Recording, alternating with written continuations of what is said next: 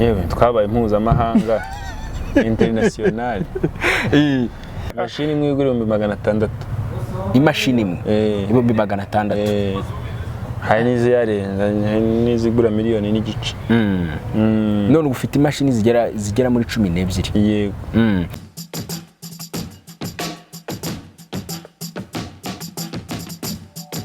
Reka ngushimire ukurikiye Yawe TV aho uherereye hose, waba uri mu Rwanda cyangwa se uri mu mahanga, ndagusuhuje cyane. Ciao, komeva. Michiamo Ismail Nitanga, the best voice imitator, mwanafunzi kopi. Uyu munsi ndi kumwe nande, ariko mbere na mbere murabona ukuntu ngaragara, murabona ukuntu ndimo gusa, ndasa neza, ndabizi nanjye nubwo murimo kubibona muraza kubimbwira nyuma, ariko urabona ko ndi mu mwambaro mushya meze neza. Ngira ngo rero ni impamvu muri buze kumenya nyinshi zitandukanye. Mbahaye ikaze mu kiganiro, turi kumwe n'umutumirwa aratangira atwibwira. Murakoze cyane. Mbere na mbere baje kubashimira mbere yo kwivuga. Mbashimiye ko ndahangaha kuri Yawe TV. Yego. Yawe TV turayikunda kandi turanabafana. Hari n'abafollowinga tukanabashyigikira. Abantu bose turabishimira cyane. Ngewe rero nitwa Kwizera Lambert. Ndi umudesigner. Mfite factory yitwa Umurage Designs Limited. Umurage Design Limited. Yego. Dukora imyenda rero cyane cyane iy'abagabo, niyo twitaho cyane, amashati. Yego. N'amapantaro, ariko cyane brand yacu cyane ni amashati. Yego. Ngira ngo rero mwamwumvishe yitwa Lambert cyangwa se Lambard, bakunda no kuvuga hari ukuntu abongezo bajya kuvuga ngo ni ba Lampard. Lambert rero murumva ni umu design ukomeye cyane ni umunyamideli. Urabona ukuntu yambaye, ukuntu agaragara, nanjye ukuntu ngaragara. Lambert babigizemo uruhare, wakoze cyane. Merci beaucoup. Uyu ni umurage. Umurage ni ukuvuga ngo uyu ni umurage twarazwe, tugomba kuzaharaga n'abandi. Twawurazwe n'abandi. Ubundi kuvisi yatangira. Ni ukuvuga ngo noneho kugira ngo uzamenye amateka bya bindi bavuga amateka y'isi. Ni ukuvuga ngo umwuga wa mbere wabayeho Imana ivuga iti mfashe umwanzuro mbigishije imyuga. Yabigishije kudoda. Nibwo ubwo Imana yahise yigisha ubwenge Adamu, urumva, bwo kudoda. Bamaze gucumura bahita bavuga ati reka noneho twigire mu butayeri tudode. Bahita bafata ibintu by'ibibabi n'imyenda gutya, imyenda myinshi burya iva mu mababi. Yego. Noneho rero bahita batangira baradoda. Ubwo rero ngewe narebye ukuntu uwo murage Imana ari cyo kintu cya mbere yahereyeho, ijya kwigisha abantu imyuga. Bavuga nti ni umurage uturuka ku Mana. Ni umurage uturuka ku Mana, natwe tukazahuraga n'abazadukomoka. Umurage ni mwiza cyane. Abatayeri cyangwa se abantu bakora umwuga wo kudoda, aho muri hose ndabasuhuje cyane. Mwubahwe uko tugaragara, imyenda yose twambara, inkweto twambara, ibintu byose birashonwa kandi biradodwa. Abantu mwese mukora umwuga wo kudoda, abari kubyiga mu mashuri mwese mwubahe, kuko ni umwuga mwiza cyane. Abawukoze bashesha kanguye mwese, nababwira ngo mwakoze akazi keza kandi katoroshye, turabashimiye cyane. Lambert, abadukurikiye bahise batangira kumva ko uri umuhanga mu bintu bijyanye no kudoda, ndetse cyane ko abarimo gukurikira uyu mwambaro nambaye n'ukuntu urimo kugaragara we Lambert, barabona ko ukeye mu mwambaro mwiza. Barimo kwibaza bati iyi myenda ayidodera muri Amerika cyangwa se ayidodera muri za Nouvelle-Zélande, bagatangira kwibaza bati si yaba yikorera he. Batangiye kwibaza ko noneho iyi myenda twambaye yavuye i Burayi. Ariko imyenda ntabwo yavuye i Burayi. Ibindi ibyo ngibyo ni nko kwicisha bugufi, ariko tugomba n'ubundi kuzamuka. Yego tubigiraho kuko barabidutanze. N'ubundi wa mugani ibyo navuga bya Adamu, nabonye ubundi warashushanyije ko ari umuzungu, buriya wasanga ari naho byaturutse. Ariko ni mu Rwanda Sonatibe kuri Rompuwe. Aho ngaho rwose uhageze, uwageze rwose ku Murage, tubahana nomero, uhagera ukaba wahamagara. Ariko ugeze Sonatibe kuri Rompuwe neza, aho ngaho upfa kuba wageze kuri Rompuwe. Mpamvu nkunda kuvuga kuri Rompuwe, iyobora abantu bose. Iyo uvuze rompuwe, n'undi rompuwe ya mbere muri Kigali iba mu mujyi, ya kabiri ni Sonatube. Ubwo rero iyo ugeze kuri rompuwe ko byahinduka ariko kose wabona ahantu ku Murage ugahamagara. This is Umurage, this is made in Rwanda.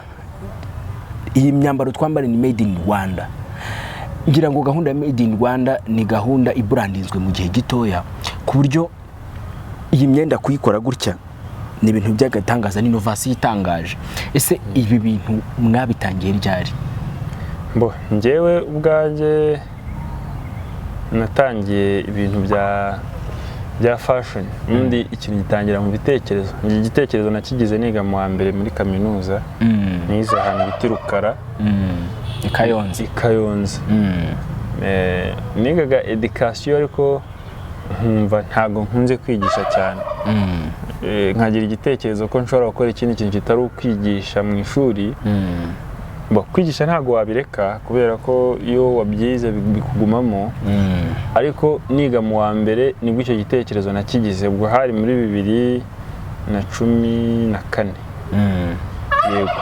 Noneho rero muri 2017 nibwo nagishyize mu bikorwa. Washyize mu bikorwa byo gutangira? Natangiye kujya kwiga noneho mu ishuri. Nabanje kwiga mu Basenegali. Hano Nyamirambo. Baranyigisha, banyigisha kutire yabo yo gukora broderi. Numva sinyuzwe neza.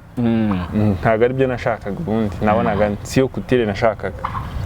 Ngiye amahirwe rero no muri IPRS bafunguramo ishuri. Turagenda turabyiga. Promosiyo zitari nyinshi, promosiyo imwe. Turabyiga, tubyigishwa n'abantu bari kuri niveau international, Abashinwa, Abanyakenya, Abakongomani. Baratwigisha koko. Batwigisha ibyo mu nganda, batwigisha byose nyine, baduha bagage ifatika. Ubwo natangiye kudoda ngiye muri 2017. 2017 nibwo watangiye kudoda. Umuntu urimo kubyumva ni urugendo ruba rutoroshye. Yego. Hari abantu basuzugura umwuga wo kudoda. Hanze ngaha ukubwira ati se kudoda ni ibiki, akumva yuko ni umwuga nyine usanzwe, ariko ndagira ngo ugire ubutumwa ubahereza kuri uyu mwuga w'ubudozi. Abantu bakiwukerensa, bacyumva yuko ngari ibintu bikorwa n'umuntu. Ndetse urabona imyuga, hari abantu basuzugura imyuga bakumva yuko akazara k'abantu bize muri leta, bize ibintu bisanzwe by'amasayanse, imyuga bakayitesha agaciro. Nubuhe butumwa wabahereza? Ubundi ikintu cya mbere,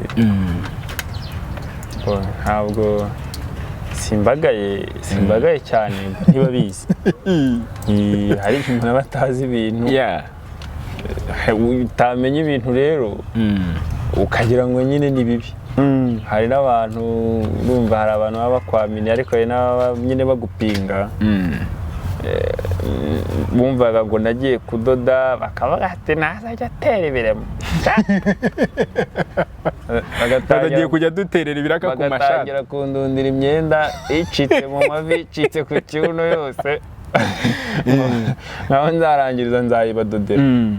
Aho iyo bakoraga iyo bagaragaza nk'iyo ntuza nk'iyo skandal imeze gutyo bakakwereka yuko nyine ibyo uzakora bizabiciriritse, bumvaga byakiriye uti? Ntabwo byari kunkanga. Ngewe natangiye kwiga kudoda nshaka gukora uruganda. Uruganda rero ubwo iyo numva gutabyumva navuga nubwo ntabyumva nyine, cyane cyane ko nize kwigisha, ntiga ko umuntu ashobora kuba mbere udakabuwa nyuma kandi bose bakoze foro. Buri mwana wabonye 0 mu kizamini akenshi aba yavunitse kurusha uwagipfutse. Uri wabonye 0 byamucanze. Ntabwo abatagize. Wagipfutse ajya kubona nkuko nakwaza ngo rimwe kongeraho rimwe. Bitubwira ngo kabiri. Ariko utabizi. No kumara isaha bitekereza. Nabaraga gutyo rero abo ngabo batabyumva. N'ubu niko mbabara. Ariko ntago ari umwuga mubi. Ntago ari umwuga mubi na gato rwose. Kuko no mu myuga no mu myuga ino bakoresha amaboko y'intoki. Umwuga w'ubudozi ni umwe mu myuga ugira amafaranga meza kandi atagira ikibazo cyane. Ntabwo ari mubi.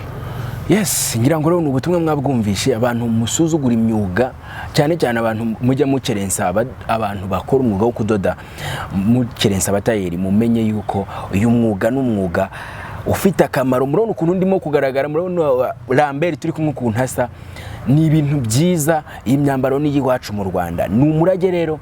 Design Limited bafite imyambaro myiza myinshi kandi igezweho ijyanye n'igihe. Murabona ukuntu turimo kugaragara, ni ibintu byemba nabonye bikandenga. Nababwira ngo umurage, thank you cyane, mwakoze cyane uyu munsi kunyambika. Nawe urakoze cyane kubera ko ubundi se turamutse dukoze imyenda myiza rwose y'igitangaza tugashyiraho wenda n'amababa ku buryo n'abamarayika baza kugura, ariko n'abantu ntibayigure, n'abamarayika ntibaze kuyigura, ntajye n'ubyambara, ntacyo byatuma. Rero twishima iyo twagize abantu twambika nk'abageni, ukabona baberewe, ukabona abantu bagize iminsi mikuru, bagiye mu office ukabona baraberewe, numva wishimye kuko avuga utari kubyo byose nitujya no mu ijuru Imana izajya imbaza icyo nakoze nyibwire ntirobona ko abantu ariko nabambikaga. Abantu bese umuntu wadukurikiye cyane ese akomoza kuri icyo kintu wari uvuze cyo kwambika. Ese mwambika ingeri zose, mwambika abantu bangana gute, mu ibyiciro bimeze gute? Ubundi twambika ubundi abantu bose, ariko nibyo nahoze ntindaho cyane cyane twambika abagabo amashati n'amapantaro. Ubundi tunacuruza amashati cyane, hakabaho abafite amapantaro, ariko amashati yo buri gihe aba ari available. Ni ukuvuga ngo iyo ugeze kuri shop yacu uhasanga amashati menshi, ugahitamo ushaka kandi nawe wabibonye. Hari amashati menshi afatika, haraza agahitamo iyo ashaka akayijyana. Waba ufite igitekerezo cy'uko ushaka gukoresha rero ukayifata ukayitubwira tukayigukorera. N'ibindi turabikora, ariko ibyo ngibyo nibyo tudevelopa cyane. Juste ni brand dushaka kudevelopa. Ntabwo ari uko tutazi kudoda amakanzu, ntabwo ari uko tutazi kudoda iki, ariko iyo brand iyo y'amakanzu dushaka kuyidevelopa, y'amashati dushaka kuyidevelopa, tukayidevelopa basi umuntu akajya abona ishati akavuga ati ishati yo mu Rwanda, wayibona ukavuga uti niyo mu Rwanda. Mu Rwanda bakora gutya, kuko wenda n'urugero naguha nko muri Ghana bafite ukuntu bafite amashati meza pe, meza rwose, hahandi ntatinya kuvuga ko baturusha, kuko ahanini turabigana. Ni critère yabo kurusha uko ari yacu. Ureba ishati umuntu ukamwitegereza uti iyi niyo muri Ghana, narangije kuyibona kare. Urumva? Ni ukuvuga ngo rero ibyo nshaka ngiye gukora ni kudevelopa critère yacu mu buryo bw'imyambarire, cyane cyane ku mashati, ku buryo umuntu ayibonye ashobora kuvuga ati niyo mu Rwanda. Yego, mwabyumvise rero, muracyari kumwe nanjye Ismael Niyitanga aka MC Mutahira kabuhariwe ku mbuga nkoranyambaga, ni MC kabuhariwe mwanafunze kuri Instagram, kuri Facebook ni ibendera ry'urubyiruko. Ngira ngo murabizi neza ko tuba turi kumwe mu biganiro byinshi bitandukanye. Turacyari kumwe na Lambert, ni umutayeri ukomeye cyane, nkeka ko yabaye successful mu bintu bijyanye no kudoda cyane, ariko azobera mu bintu bijyanye no gukora imyambaro y'abagabo ni n'abandi bantu ibingeri zose arabambika, ariko cyane umwihariko ku bagabo rero ndabizi abantu benshi mwibaza ku myenda yababera. Lambert afite impano ikomeye cyane ku buryo imyenda iyo ugeze kuri shop yabo wo bwawe ijisho ritari guhereza icyo ugomba gukora. Nyaruka rero kwa Lambert ni mu murage, ubundi bakwambike nawe use neza. Lambert ngira ngo abantu bese batangira kwibaza, ese iyo myambaro ni hehe umuntu yabona? Hari abavandimwe ashobora kuba bari nko hanze y'u Rwanda akavuga ngo ese iyo myambaro yayibona? Yego, imyambaro wayibona, kandi si n'ibyo gusa. Tunakoresha social media, Umurage Design tubikoresha kuri Facebook, kuri Instagram, byose byitwa Umurage Design. umurage design kuri Facebook, Instagram. Yego niko byitwa hose. Ariko ikindi kirenze kuri ibyo nk'umunyarwanda ufite indangagaciro, nawe numvise uvuga amazina yawe nungushyizemo ngo ibendera ry'urubyiruko. Ubwo nawe wararikunze. Niho rero nanjye nk'urubyiruko nk'umunyarwanda nishimira ko nagira contribution ngira ku gihugu cyanjye. Niyo mpamvu muri factory yacu tunigisha. Muranigisha? Yego. Mwakigisha umuntu gukora designer, mukamwigisha kudoda nk'ishati nziza. Muri service dutanga harimo no kwigisha. Dutanga training. Abanyeshuri, abantu mwese mwifuza kuba wadoda ishati nk'iyi, ndagira ngo mbabwire ngo murasubijwe mu Murage Design Limited ni hariya muri rompo ya Sonatibe. Baravuze ngo rwose ni karibu mugende babigishe, ubundi namwe muzagire gute. Noneho ikirenze kuri ibyo, iyo umunyeshuri tumwigishije tukabona afite impano koko nziza, kandi hari uko ushaka ikintu, hari no kuba ugishaka unagishoboye, hari no kuba umuntu afitemo impano ukabibona, tuguha akazi. Iyo tubonye uri umuntu, buriya natangiye ndi umwe.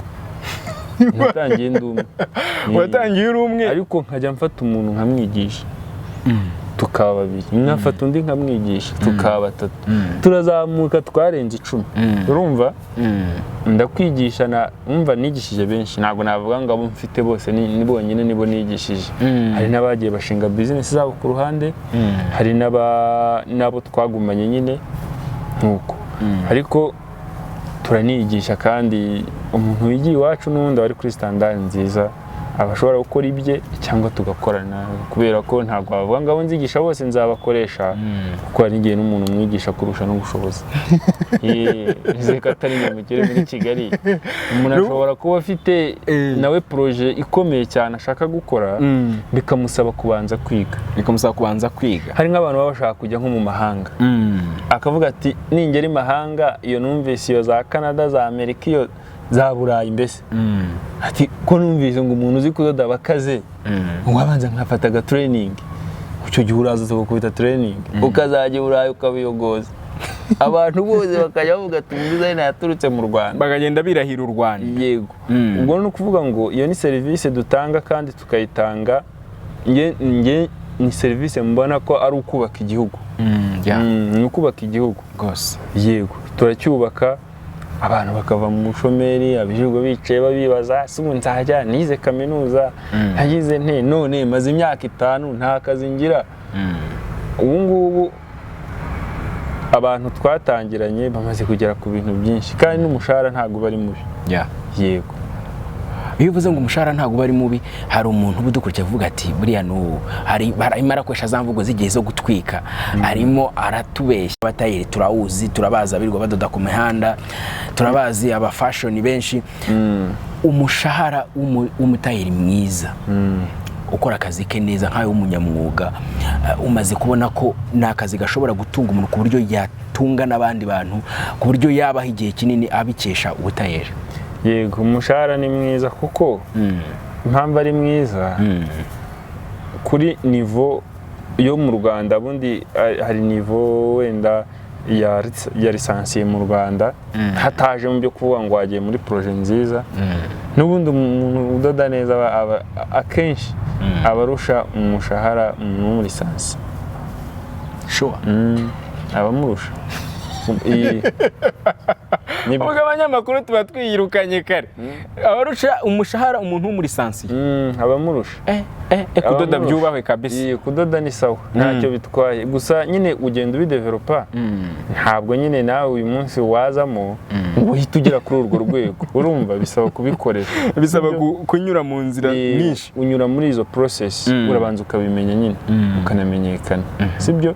Ariko ni mwiza pe, ni mwiza rwose. Kubera ko n'ubundi ngewe kuko ntigeze mbura akazi, iyo nza kubona n'ubundi ari uwo mushahara ari wo mubi, ntago ari byo nari kujyamo. Kandi hari n'umuntu wampaye akazi, ndamubwira nti oya, ndashaka kujya kudoda. Ntago ari mubi rwose. Numvaga nzamenyekana, numvaga bizashoboka. Ubwo rero ntago ari mubi, ntago waba umwe, ariko akenshi uhera ku 100 uzamuka. uguhera ku 100 uzamuka 100 ni amafaranga menshi abadukurikiye babyumva abanyarwanda babyumve ibihumbi 100 y'amanyarwanda ubu umuntu yafata buri kwezi burya yubahwe rero niba umuntu ashobora kuyarenza birumvikana ko kudoda bifite akamaro kanini cyane kandi uretse no kuvuga ngo ni amafaranga ndetse no n'imyambaro kwambara neza wambaye neza agaragara neza ramwe urimo kugaragara neza kubera ko wambaye neza n'Imana irakwishimira irakwishimira rukuvuga ngo mudoda amakote amashati byose biba bihari impamvu nkubwira ngo n'Imana irakwishimira wenda bavuga ko isi ari nka jaride y'Imana nibaza rero nko muri jaride ibyatsi byose byarumye uburi ibindi ariko nibaza noneho ubona noneho nko muri jaride yawe twatsi twose tugeze mu gihe cyo kurabya indabo ubona ari twiza nyine nyine ni nk'igihe abantu baba bambaye neza niba n'Imana ishobora guhita uguha umugisha ikaguha umugisha kubera ngo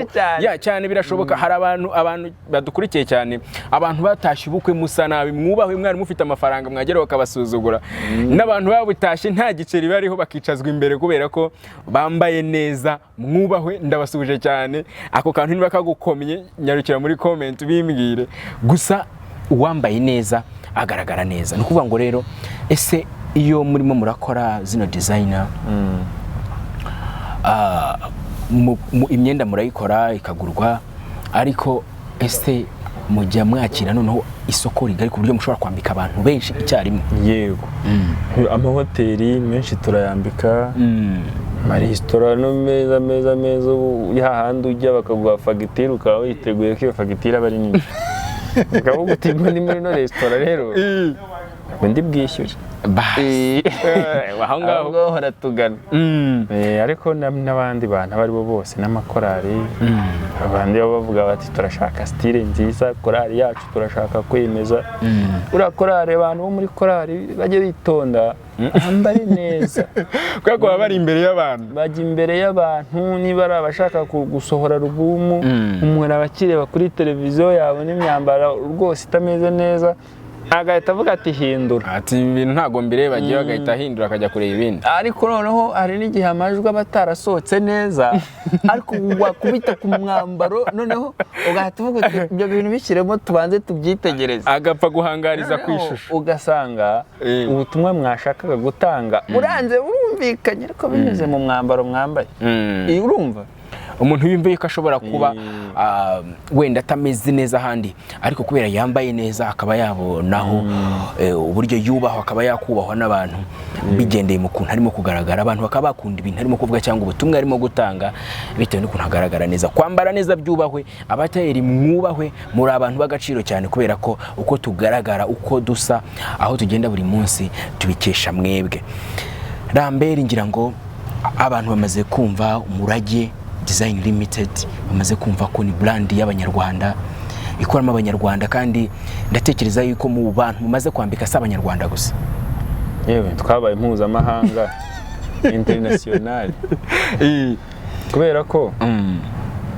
hari nk'igihe nk'umuntu ava nko muri Amerika ngewe rero akenshi ubundi nkunda gukora amashati nkayifotozamo atanankwira hari uzabona na postinze nk'igishati kinini ntago ari uko wenda mba naradoze runini ahubwo ari igihe mba nazikoze nkavuga ariko aho kwifotozamo nkareba uko bimeze rimwe n'imwe nkayipostinga hakaba ari nk'igihe nk'umuntu aturutse nko muri Amerika ari n'umuzungu akazana ifoto ati ndashaka ariko umwenda umeze gutya nareba nkabona uwo mwenda n'undi ninjye wambaye cyangwa se yambona ko ari njya nkabona bayisiripuri akabona ni nanjye ugiye kuba umudode agahita agira icyizere gifatika ikindi abantu baba hanze hari benshi dukorana baraduhamagara tukaba dushobora kohereza ku maposita imyenda ikindi noneho cy'umwihariko w'umwimerere ngewe nzi kureba ifoto y'umuntu nkamenya mezireze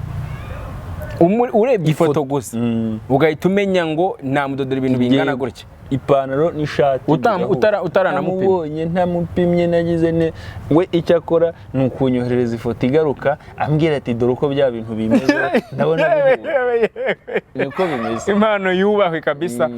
Ngira ngo ubwo birumvikana ko n'abantu bashidikanyaga ngo ese ngo umwenda ngo ngubu ngo yatwara igihe kingana gutya, n'abantu bafigira ikibazo wenda akavuga ati ndahantu kure, ashobora gutanga ifoto ukabamureba ukamukorera umwenda ifoto nkagusira imyenda ku iposta ikazakugeraho rwose aho wibereye. Ikindi n'igihe umuntu ababona nk'ahantu ndabizi yabikurikirwa n'abantu wenda baba ahantu hatandukanye, hari abantu baba baragiye nko hanze bakabona bakora business, akabona nk'ibintu bya made in Rwanda cyangwa se imyenda yo muri Afurika, akabona hari abanyafurika benshi bashobora kuyigura, ukabona mwambara iby'abazungu ariko nawe rimwe na rimwe ukifuza ko mwakwambara iby'iwacu, ukagira icyo bita business idea, ukavuga ati ahantu wacuruza imyenda ya made in Rwanda wasanga byacamo. Icyo gitekerezo rero udukurikiye ukigize cyangwa se wari ugifite icyo gihe arampamagara arasubijwe akambwira ati nkorera collection y'imyenda wenda nongero nka 50 cyangwa 30 cyangwa 20 cyangwa 100, washaka shop wagenda ukadiringa na shop ubona yabiri hafi yawe ukayibwira uti nshaka gushyiramo imyenda hano cyangwa se nawe ugashinga shop. Icyo gihe ushobora gushinga shop ngewe nkaba ndi sirika imyenda izabirimo, nawe ukaba uri sirika uzajya umpereza ifaranga ntabyo ubona. None se ubuntu se nanone kandi mwaka byaramwe. Hari umuntu wambwiye ngo nibyo ngo yambwiye ngo yararimo gukonta cyane ku bintu by'amashuri, arimo kuvuga ngo kwigira ubuntu ngo ariko ngo bakababaza ngo ya mafaranga make ngo ya prime y'abarimu ibintu nk'ibyo. Noneho nibwo mugenzi wanjye twari turi kumwe yamubwiye ngo ngerega ngo ubundi ngo kwiga ngo n'ubuntu ariko si ubusa. So ntabyo ubuntu rero mu bintu bijyanye na business, nubwo wavuga ngo hari service ushobora guhabwa ku buntu ariko ntabwo ziba ari ubusa, kubera ko ziba zizagira umumaro ukomeye cyane. Lambert, ngira ngo watubwiye urongera dusubiremo imbuga nkoranyambaga ahantu umuntu yagusanga, nimero za telefone, ku buryo abakunzi bacu baba abantu badukurikiye bari mu mahanga n'abantu bari mu Rwanda bose noneho batangira kugana umurage, nabo bakambara neza bagasa neza, wambaye neza agaragara neza mwa bantu mwe. Ubundi rwose nababwira iki?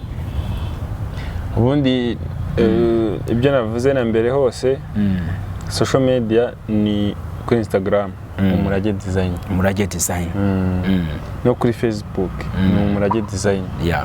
Noneho nimero za telefone cyane cyane ko mbona abantu benshi rwose banazikoresha 078 5 310 ubwo ukaba ugeze ku gisubizo cyawe kirambye. Ngira ngo rero nkuko mwabyumvisha inshuti bakunzi mwakurikiranye kino kiganiro, wowe utarakanda subscribe uri mu gihombo, kubera ko hano hantu hanyura ibiganiro bitandukanye, twakira abantu babigezeho, abanyempano batandukanye, ibiganiro by'ubwenge bitandukanye, aba comedy, abahanzi, cinema, byose tuba duhari. Nge rero ndi Ismael Niyitanga aka mwanafunzi copy the best voice imitator here in Rwanda.